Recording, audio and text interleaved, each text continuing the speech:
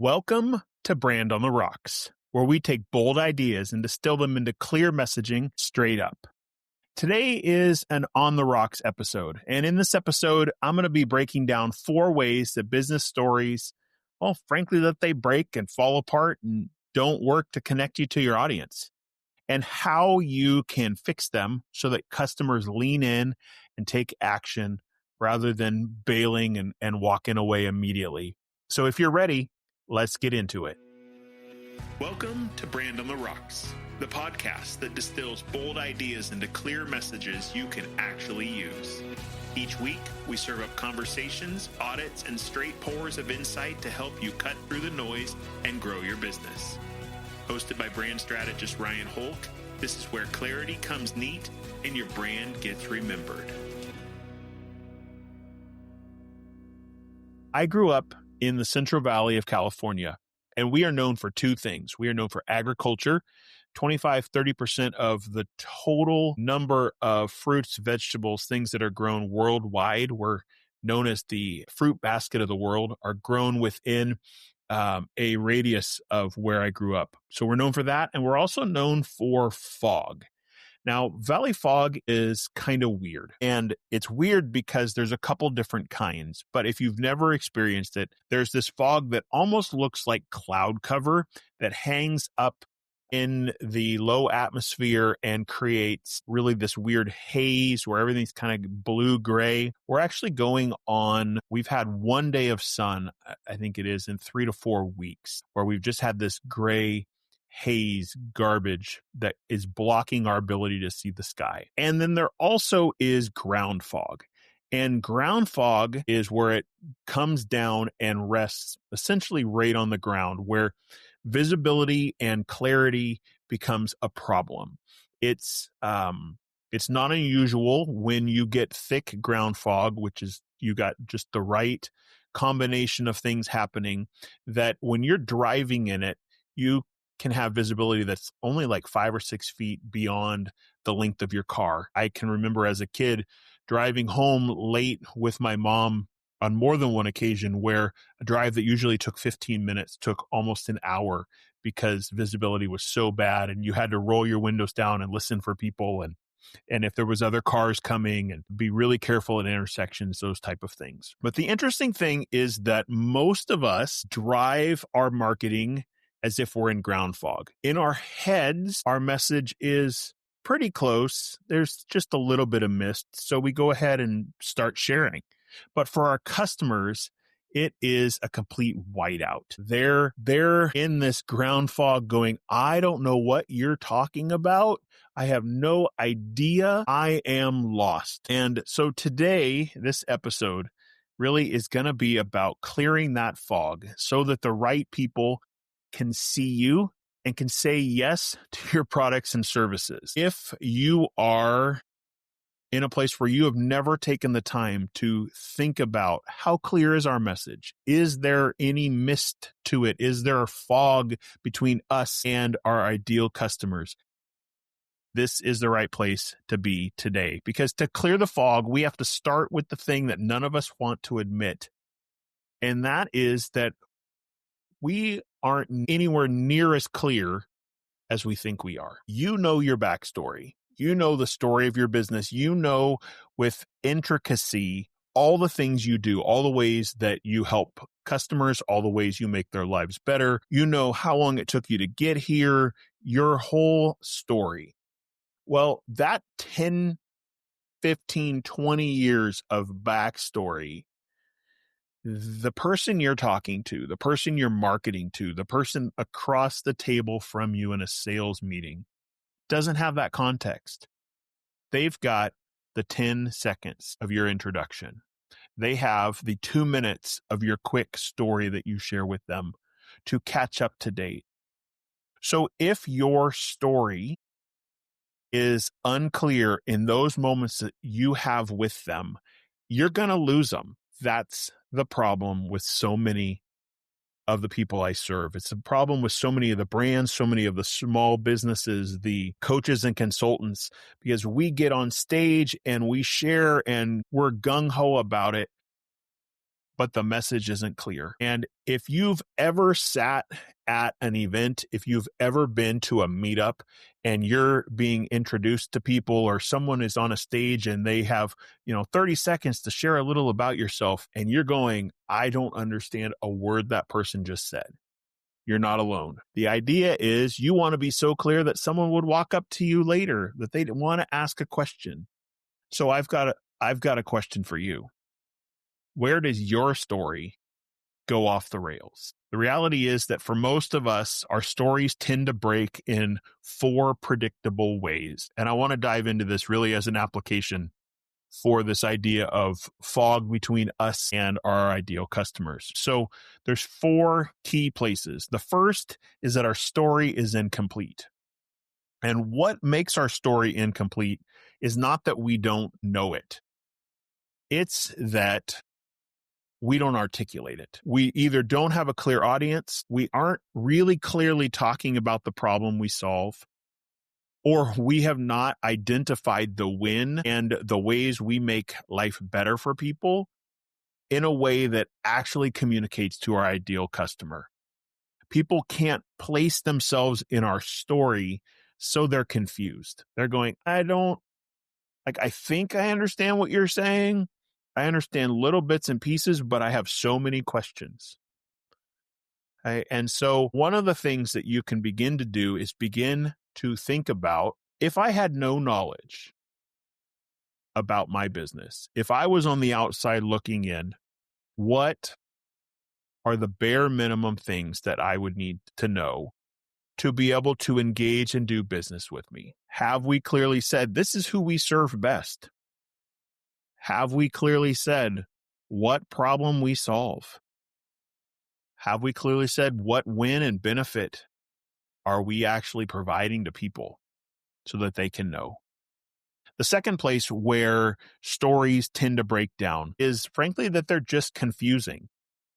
And what makes a story confusing is that we overshare. I tend to be an oversharer. I constantly have to be thinking, did I really need to share all those details? What details here are important? What details here are not? If I'm in the midst of a story, I'm looking at the people I'm speaking to and thinking, have I lost them? Are they tracking with me? Is there something I'm currently saying that is not connecting, that needs greater clarification? And so if you can begin to think about, how am I maybe confusing people? Have I shared too much? Is it overshare?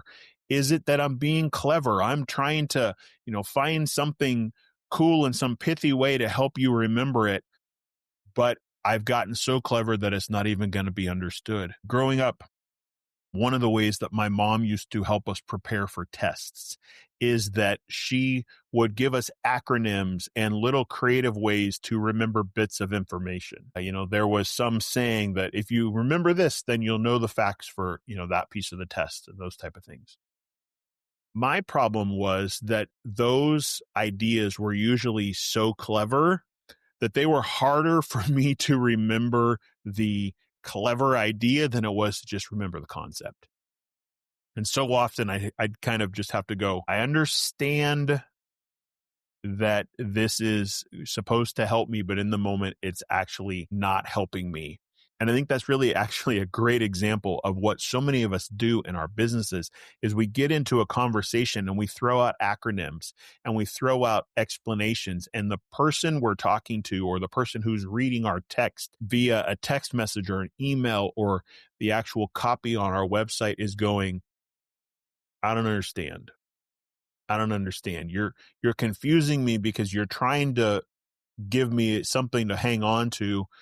But why not just tell me? This week, I had a consulting call with someone, and we were talking through how could they add some content to their website in a new section, but have it still be clear for the reader and the visitors to their site. And as we were reviewing content, one of the things we looked at was a page where they had made up a word. And the reason they had made up the word was the concept was a combination of two things. But what it came down to at its heart was they were talking about using AI to clone voices and help with auto translation. Well, AI is a concept a lot of people are hearing about, at least thinking about, they understand. Translation into foreign languages so your site or your information can be understood by more people, that's a commonly held idea. But they came up with this weird word based on the technical process that it took to actually deliver their product or service. And as a result, it completely confused people. And I finally said, why don't you just call it what it is?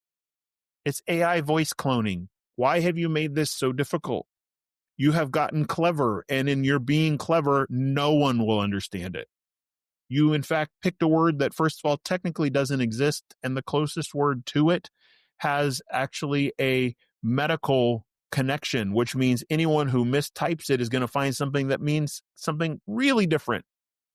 You're confusing your reader in your effort to be clever and come up with something cool. The other way we can confuse people is that it's too insider language. This was really a problem when I serve a lot of nonprofits. Is we've got all these fun ways that we meet needs and we serve people, but we oftentimes explain them in ways that make sense to us, but not to people who actually need our services. It's kind of like loving a sport, and you walk up to a group of people talking about baseball or a group of people talking about football, and they're talking about the refs or the umps and what happened in the game. And did you see this? And all of a sudden, people who don't understand the details of that specific sport are lost in a moment. I'm one of those. I enjoy football. Don't ask me for specifics on what the refs have to do and why that worked and it didn't in a play. I'm not with you. I'm not going to follow with you. And we tend to overcomplicate our stories, the things we're sharing about our business, by adding those kind of bits of information. The third way that our stories break down is that they're not actionable. Essentially, we get up and we start talking about our business. We start sharing information on our website, and all we do is talk. It is a one-way street. At no point do we pause and say, are you with me? At no point do we pause and say, if this sounds good, take this action. We don't articulate a clear next step, a simple opportunity for people to engage with next. There's no default action built in, so they don't know what to do. Often, I see people miss opportunities to close deals, miss opportunities to get leads on their website, miss opportunities when they're standing in front of a group of people on a stage or they're face-to-face in a meetup, because the person they're talking to goes, oh, that's really pretty cool. But they do not have in their mind a plan for how am I going to collect your information? What am I going to ask you to do? Do I just need your business card? Because, well, that's pretty simple, but if you don't ask, you won't get it. Do I need you to scan a QR code and go visit something, fill out a form to start the process? Do I need you to whatever? But knowing what is the next step, we haven't made our story actionable so people don't take action, not because they aren't connected, but because we haven't given them the opportunity. The fourth way that stories break down is that they don't lead to results. We have a cute story. We have a fun something that sounds great when it's being shared, but we've never gone back and thought, why did I pick that story?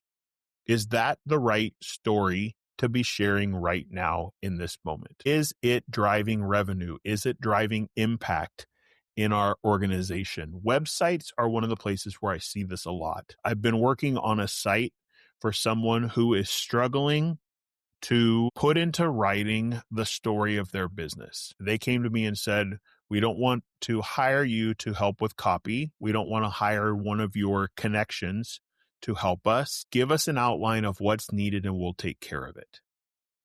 Well, they got into the midst of it and we're building the site and the site looks nice and they're supposed to be writing content and it's not getting written. And we've taken outlines and we've taken structures and said, here's Here's the 3 questions this section needs to answer. Can you just tell us in your own words, how does your business answer these 3 things? What do they do? And it's been a struggle for them. And the reason it's a struggle for them is because they've never thought about it in a constructive way. They've always just said, here's our cool services. And they have a list of people who have always called because they're trying to solve a specific problem. But they've never thought about, if this isn't someone who has that exact pain point, how would I talk to them about our products and services? How would I explain why this is important to their business? Because frankly, they provide a service that will keep business owners out of jail and keep them out of trouble with the government. It's a needed resource, but they've never taken the time to think about, how is the story we're telling driving people to get results? As a result, their website struggles to get clicks. Their website struggles. It looks beautiful, but a beautiful website does not mean a functioning, working website. It just means it's pretty. The words are what completes the entire piece, where your story connects with the reader, where they get enough information to go, I think I should call these people because they're going to solve my problem. So I'm curious, if you had to circle one of those 4 things, your story is incomplete, your story is somehow confusing, it's not actionable, it doesn't lead to results, what do you feel like is your biggest gap today? Which of those 4 would be your biggest gap in your business? One of the things that I oftentimes help businesses with is that they call and they're having a struggle with one of these areas, but they aren't sure, they can't actually articulate it. We have a messaging problem, our marketing's not working, something about our story is disconnected. Can you help us? Well, part of clearing that fog is helping them get into their own story and think about what needs to be shared, what's most important, by really bringing some clarity. And a lot of it's a process. Some of it is just conversation. I'm realized more and more recently that some people just takes asking the right questions and them beginning to process in a different way and going, that's where it's unclear. Because someone took the time to ask the right questions to help them get clarity about it, so they can then turn around and go, then I need to share it this way. And the story, it was there all along. It just took some work. Other times it takes a couple rounds of actually helping them write it down so it gets better. It comes down to breaking through those 4 key things, really comes down to an idea that I keep circling back to, and I talked about it in a previous episode. I think it was episode 1 or 2 of the podcast, really where I broke down my framework to help clear the fog, and it starts with your audience, your problem, your solution, and your win. And that framework, I kind of alluded to it in that episode about the fact that there's 4 almost ridiculous questions that will help make a significant difference in your business. And they're questions connected to those 4 things. And oftentimes what I will do is I'll ask those questions, and I'll ask leading questions to help people figure out a little more about where they're actually stuck. What is it? How does it pertain to where the business is today? But those big idea questions, your audience, your problem, your solution, and your win. It's amazing to me how many businesses know those things intuitively, but cannot articulate them in a way where their ideal customer goes, oh, I think they're talking to me. One of the businesses that I served several years ago in a marketing leadership capacity was a solar green energy company.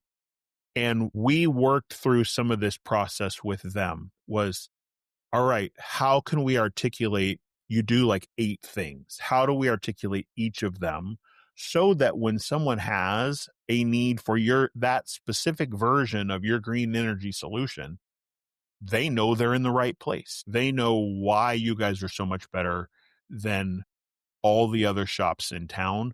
They know why you're still around 15 years later when the other guy down the street has changed names 3 times.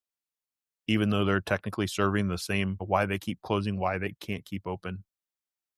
And it came down to this. This simple little framework is, have you ever problem? I help name your audience with this solution so that they get this win. We applied that little 2-sentence structure and we came up with this. Have you ever tried to keep your swimming pool warm in the spring and fall?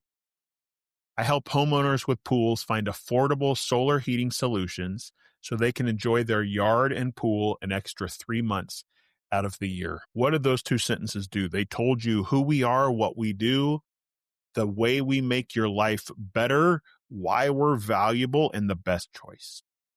It instantly took their vague story, and I'm just going to tell you, they had paragraphs and pages of information on their website that meant nothing to anyone because no one got past the first hero section of the website until we put that up. And then they were like, oh, no, that makes totally sense. Yep, okay, I have that problem. I want a longer summertime. I want more time in my pool. I made this investment. Okay.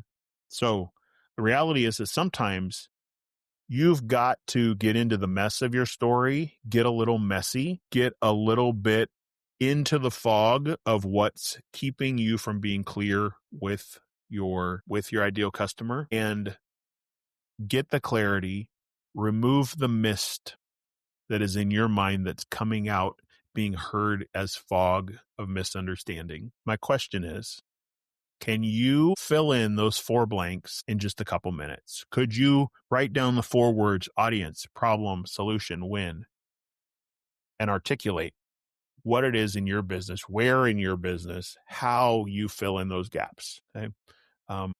If not, what part feels the hardest to define?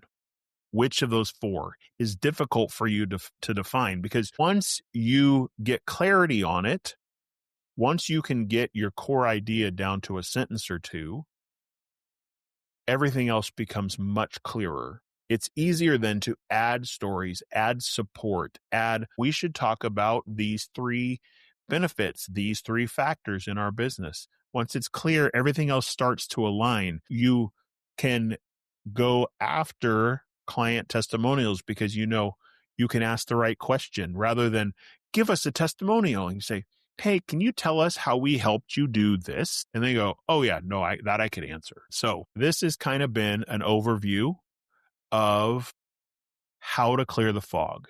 Some of the ways, the 4 ways specifically, that our stories tend to break down.